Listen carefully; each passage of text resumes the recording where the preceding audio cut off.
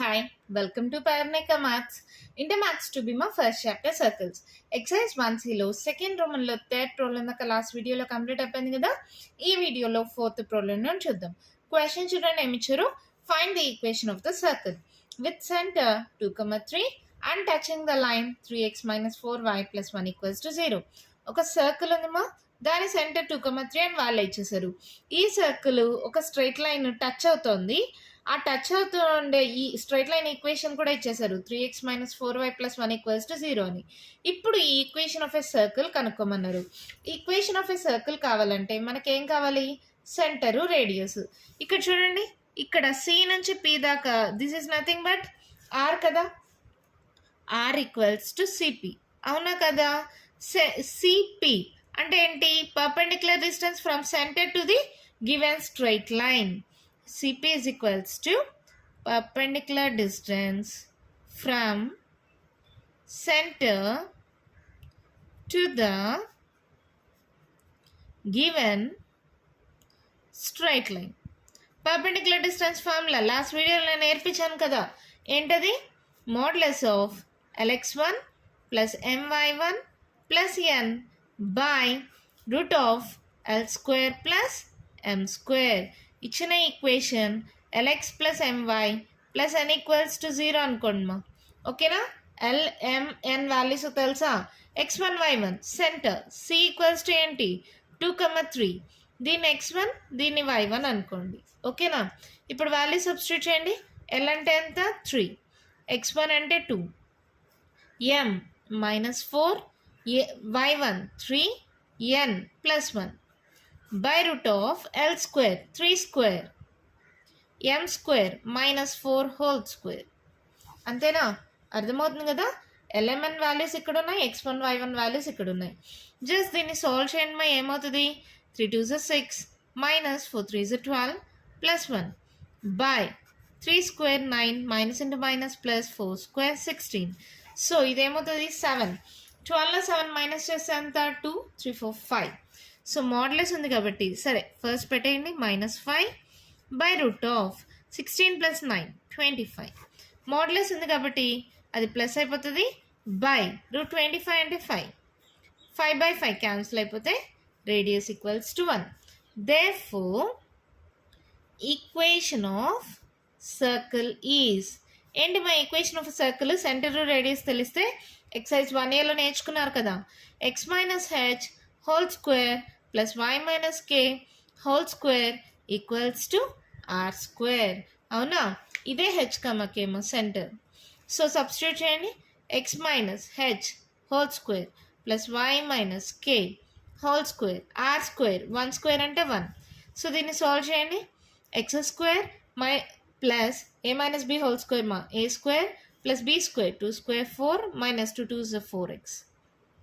తెలిసింది కదా formula. a - b whole square a² + b² - 2ab. రాయమంటారా? రాని వాళ్ళు నేర్చుకోండి. మీకు చాలాసార్లు ఈ ఫార్ములా చెప్తూనే ఉంటా కదా. ఓకేనా. తర్వాత y² + 3² 9 - 3 2 is 6y. ఈ +1 ఇటు సైడ్కి వస్తే -1 that = 0. So x² + y² -4x -6y. ఇక్కడ చూడండి 9లో 1 పోతే ఎంత? 8. 8 + 8 అవుతుందా? 8 + 4 8 9 10 11 12 + 12 = 0. అంతే, మన ప్రాబ్లం కంప్లీట్ అయిపోయింది. చాలా సింపుల్ మా. ఒక సర్కిల్ ఇచ్చారు, ఒక స్ట్రైట్ లైన్ ఇచ్చారు. ఆ సర్కిల్ ఆ స్ట్రైట్ లైన్ ఒక పాయింట్ దగ్గర టచ్ అవుతున్నాయి. ఆ పాయింట్ని పి అనుకున్నా. జస్ట్ ఇప్పుడు సెంటర్ తెలుసు, రేడియస్ కావాలి. Radius is nothing but CP. CP అంటే ఏంటి? Perpendicular distance from centre to the given straight line. Formula మీకు తెలుసు. వాల్యూ సబ్స్టిట్యూట్ చేస్తే రేడియస్ వచ్చింది. ఈక్వేషన్ ఆఫ్ సర్కిల్ ఫార్ములా అంటే x - h whole square + y - k whole square = r². Value substitute చేస్తే equation of circle వచ్చేసింది. చాలా ఈజీగా ఉంది కదా. నెక్స్ట్ ప్రాబ్లం చూద్దామా. అయితే క్వశ్చన్ చూడండి ఏమి ఇచ్చారు. Find the equation of the circle with centre -3, 4. ఒక సర్కిల్ ఉందంట, దాని సెంటర్ ఏంటి? -3, 4 అంట. And touching the y axis. ఇది x యాక్సిస్, ఇది y యాక్సిస్ అనుకుందాం. y యాక్సిస్ని ఇలా టచ్ అవుతుంది. అలాంటప్పుడు ఈక్వేషన్ ఆఫ్ ఎ సర్కిల్ కనుక్కోమన్నారు. ఇది వై యాక్సిస్ని టచ్ అవుతుంది కదా, ఈ డిస్టెన్స్ ఏమవుతుందమ్మా, ఈ డిస్టెన్స్కి ఈక్వల్ అవుతుందా కాదా? దిస్ ఈజ్ రేడియస్, అవునా? సెంటర్ నుంచి సర్కిల్ ఎండ్ పాయింట్ దాకా రేడియస్. ఇది nothing but equals to this, అవునా కాదా? ఈ రెండు ఈక్వలే కదా. ఇక్కడ నుంచి ఇక్కడికి ఎంత డిస్టెన్సో ఇక్కడ నుంచి ఇక్కడికి కూడా అంతే డిస్టెన్స్ కదా. ఈ డిస్టెన్స్ ఎంత? X coordinate distance. దీంట్లో ఎక్స్ కోఆర్డినేట్ డిస్టెన్స్ ఎంత? -3. డిస్టెన్స్ని నెగిటివ్లో తీసుకోం కాబట్టి డిస్టెన్స్ ఏమవుతుంది? పాజిటివ్లో +3 అవుతుంది. That is nothing but radius. Given center is equals to -3, 4, h, k అనుకోండి. r equals to x coordinate of c. అర్థమైందా? ఇక్కడ నుంచి ఇక్కడికి ఎంత డిస్టెన్సో ఇక్కడ నుంచి ఇక్కడికి ఎంత డిస్టెన్సో ఇక్కడ నుంచి కూడా ఇక్కడికి అంతే డిస్టెన్స్. ఇక్కడ నుంచి ఇక్కడికి ఎంత డిస్టెన్స్ వాళ్ళే ఇచ్చారు కదా, -3, 4 అని. ఇది -3 అని, ఇది 4 అని, అవునా కాదా? సో దిస్ ఈజ్ -3 కదా, అవునా కాదా? ఈ -3 అనేది డిస్టెన్స్ కదా, అంటే ఇక్కడ నుంచి ఇక్కడికి ఎంత units? 3 units. That equals to modulus of -3 that equals to +3. Distance నెగిటివ్లో ఉండకూడదుమా, సో పాజిటివ్ కావాలి కాబట్టి మోడ్యులస్ పెట్టుకున్నాం. అర్థమైందా? ఇప్పుడు therefore equation of circle is ఏంటి? Equation of circle x minus h whole square plus y minus k whole square is equals to r square. అవునా?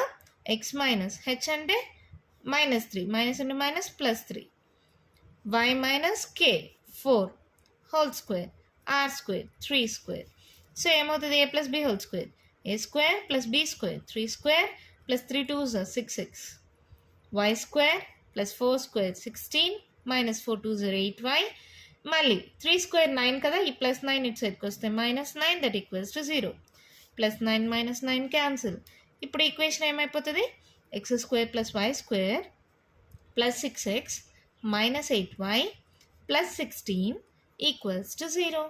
అంతే, మన ప్రాబ్లం కంప్లీట్ అయిపోయింది. అర్థమైందా? సెంటర్ ఇచ్చారు, రేడియస్ కావాలి. రేడియస్ అంటే ఇక్కడ నుంచి ఇక్కడికి distance. This is nothing but ఇక్కడ నుంచి ఇక్కడికి డిస్టెన్స్. ఇక్కడ నుంచి ఇక్కడికి డిస్టెన్స్ అంటే ఎక్స్ కోఆర్డినేట్, అంటే మోడ్యులస్ ఆఫ్ -3 తీసుకుంటాం. అర్థమైందా? ఓకే కదా. నెక్స్ట్ ప్రాబ్లం చూద్దామా. అయితే క్వశ్చన్ చూడండి, మా ఇచ్చారు. Find the equation of tangents of the circle x² + y² - 8x - 2y + 12 = 0. Equation of tangent కనుక్కోవాలి ఈ సర్కిల్కి. At the point whose ordinates are 1. ఇప్పుడు ఈ పాయింట్ P అనుకుంటే దీనికి యాక్సిస్ ఆర్డినేట్ అంటే x axis, x coordinate, y coordinate ఉంటుంది కదా. ఎక్స్ కోఆర్డినేట్ని ఏమంటాం?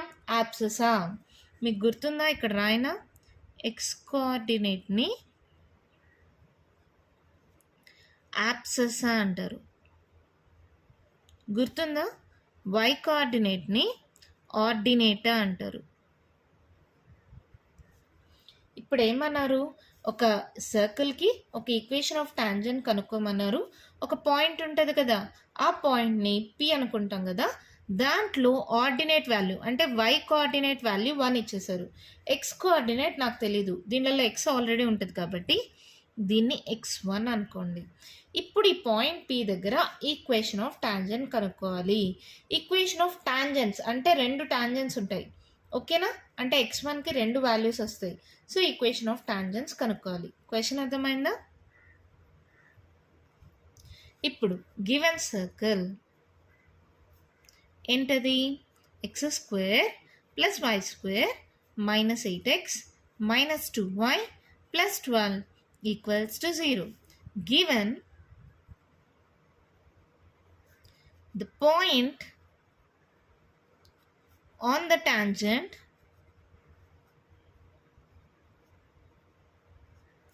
whose ordinate is 1.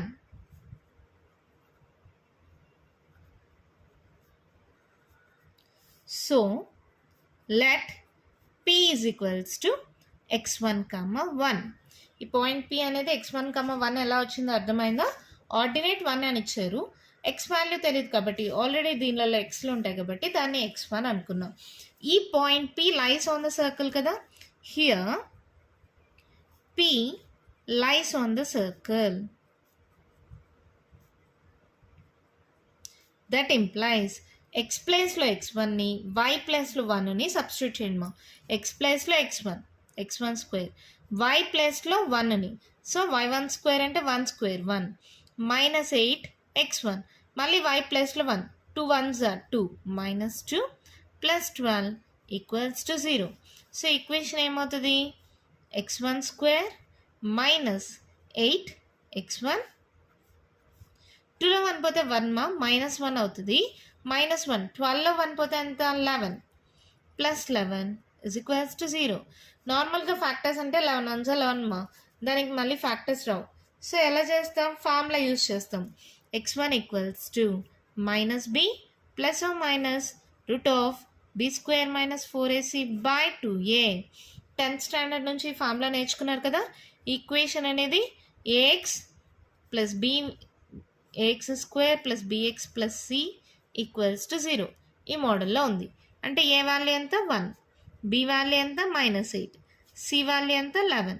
దీంట్లో సబ్స్టిట్యూట్ చేయడం ఏమవుతుంది, minus of minus plus 8 plus of minus root of 8 square 8 8 64 minus 4 into 1 into C 11 by 2 into A 1. So ఇది ఏమవుతుంది 8 plus of minus 64 minus 11 4 44 by 2. So 8 plus or minus 4లో 4 పోతే 0, 6లో 4 పోతే 2 by 2. So ఇదేమవుతుంది 8 ప్లస్ ఆర్ మైనస్ 20ని ఎలా రాయొచ్చు, 5 4s బై 2. సో ఈ 4 రూట్ 4 అంటే 2 స్క్వేర్ కదమ్మా, బయటకు వస్తే ఏమవుతుంది 8 plus or minus 2 root 5 by 2. అర్థమైందా, రూట్ 4ని 2 స్క్వేర్గా రాసా, స్క్వేర్ రూట్ క్యాన్సిల్ అయిపోయి 2 వచ్చింది. ఇప్పుడు మొత్తంలో 2 కామన్ తీయండి, 2 4s plus or minus root 5 by 2. So 2 2 cancel. So x1 equals to 4 plus or minus root 5. అంటే therefore the points are, 2 points వచ్చాయి కదా, పాయింట్స్ ఆర్ ఎలా తీసుకుంటాం, p equals to x1, 1 first plus తీసుకోండి, 4 plus root 5, 1 and Q is equals to 4 minus root 5, 1. ఇప్పుడు points తెలుసు, circle తెలుసు, equation of tangent point circle తెలిస్తే ఏంటి formula, s1 equals to 0. Last వీడియోలో చేసాం కదా. therefore equation of tangent at point p is ఏంటి మా formula, s1 equals to 0. Formula ఏమవుతుంది, xx1 ప్లస్ y1 మైనస్ ఇక్కడ చూడండి 8 ఉంది, అంటే ఎలా రావాలి, xx1 plus y1 plus g into x plus x1 plus f into y plus y1 plus c equals to 0. ఇది కదా మా ఫార్ములా. రాసేసాను పోనీ, xx1 plus y1 plus g into x plus x1 plus f into y plus y1 plus c equals to 0. ఇది x1, ఇది y1. ఓకేనా, ఇక్కడ x1 అనుకోండి, ఇది వదిలేసేయండి, ఇదంతా సాల్వేషన్ కోసమే. ఇప్పుడు ఇది x1, ఇది y1. ఇప్పుడు దీంట్లో సబ్స్టిట్యూట్ చేయాలి, అవునా. ఇక్కడ ఉంది చూడండి, ఇది 2g ఈక్వల్స్ టు మైనస్ 8 అయితే g ఈక్వల్స్ టు ఎంత 4 minus 4, 2f equals to minus 2 అయితే f ఈక్వల్స్ టు మైనస్ 1, అలాగే c equals to 12. gfc values ఉన్నాయా, దీంట్లో సబ్స్టిట్యూట్ చేసేసేయండి, x into x1 4 plus root 5 plus y into y1 1 plus g value ఎంతమా minus 4 into x plus x1 4 plus root 5, f value ఎంత minus 1, y plus y1 అంటే 1, c 12 plus 12 equals to 0. GFC values ఇక్కడ నుంచి వచ్చాయి మా circle equation నుంచి. ఓకేనా, ఇప్పుడు దీన్ని సాల్వ్ చేయండి. 4x plus root 5x plus y minus 4x plus into minus 4 4 16 plus into minus 4 root 5 minus y plus into minus minus 1 into 1 1 plus 12 equals to 0. ఓకేనా? Plus 4x minus 4x cancel. ఇంకేమైనా cancel పోతాయా? ఏం పోవు కదా. ఎక్స్లో ఇంకేమున్నాయి? √5x plus y minus y cancel. వైలో ఇంకేమైనా ఉన్నాయా? ఇంకేం లేవమ్మా. సో ఇదేమవుతుంది చూడండి. నెక్స్ట్ ఇంకా అన్ని కాన్స్టాంట్సే కదా. ఇది ఇది ఇది ఇది అంతేనా? ఇక్కడ చూడండి, ఫస్ట్ ఇవన్నీ సాల్వ్ చేసేద్దాం. 16 + 1 17 మైనస్ 17 ప్లస్ 12 ఏమవుతుంది? 7లో 2 పోతే ఎంత? 5. 1లో 1 పోతే 0. సో ఇదేమవుతుంది? పెద్ద number symbol minus. So -5 minus 4√5 is equals to 0. దీంట్లో రెండిట్లో √5 ఉంది కదా. సో √5 కామన్ తీసేసేయండి. ఎక్స్ √5 కామన్ తీసానంటే ఎక్స్ మైనస్ 5/√5 అవుతుంది. అవునా? -4 ఈక్వల్స్ టు 0. దీనికి √5 లేదు కదా. సో √5 కామన్ తీయడం అంటే √5 క్యాన్సిల్ అయితే 5 వస్తుంది. అర్థమైంది కదా. ఇది 5 ఎలా రాయొచ్చు? √5 into √5 రాయొచ్చా? 5 is nothing but √5 whole square. Square root cancel అయితే 5. సో దీన్ని √5 హోల్ స్క్వేర్గా రాస్తున్నాం. ఇక్కడ ఒక √5 ఇక్కడ ఒక √5 క్యాన్సిల్ అయిపోయింది. ఓకేనా? ఇది మల్టిప్లై అవుతుంది, ఇటు సైడ్కి వెళ్తే డివైడ్ అవుతుంది. 0/√5 ఈజ్ నథింగ్ బట్ 0. సో ఏమైంది equation? X minus √5 minus 4 equals to 0. అంటే ఎక్స్ ఈక్వల్స్ టు ఏమవుతుంది? 4 -4 ఇటు సైడ్కి వెళ్తే +4 -√5 ఇటు సైడ్కి వెళ్తే +√5. So X equals to 4 + √5. ఓకేనమ్మా. ఇదేంటిది? Equation of tangent at point P. At point Q కూడా కనుక్కోవాలి కదా. Equation of tangent at point Q ఇక్కడ రాసేసిన 4 -√5, 1 ఈజ్ ఏమవుతుంది? ఇది x1 అనుకోండి, ఇది y1 అనుకోండి. సేమ్ GFC వాల్యూస్ ఇది ఆల్రెడీ ఉన్నాయి కదా. ఇంకేముంది? ఫార్ములా మీకు తెలుసు. S1 = 0. xx1 + yy1 plus g into x + x1 plus f into y + y1 plus c equals to 0. x into x1 4 -√5 plus y into y1 అంటే 1 మా ప్లస్ g వాల్యూ ఎంతమా? -4. x + x1 4 -√5 plus f value -1 y + y1 1 plus c + 12 equals to 0. Solve చేయండి దీన్ని కూడా. 4x -√5x plus y -4x plus into minus 4 is 16 minus into minus plus 4√5 minus y minus into plus minus 1 into 1 1 plus 12 equals to 0. Plus 4x -4x plus y minus y cancel -√5x. చూడండి మా 16 + 1 17 -17 plus 12 ఇందాకే చేసాం కదా. 5 వచ్చేసింది. తర్వాత మిగిలింది ఏంటి? 4√5. మళ్ళీ సేమ్ -√5 కామన్ తీసాను, x వచ్చింది. మైనస్ ఇంటూ ప్లస్ మైనస్ అవుతుంది కదా.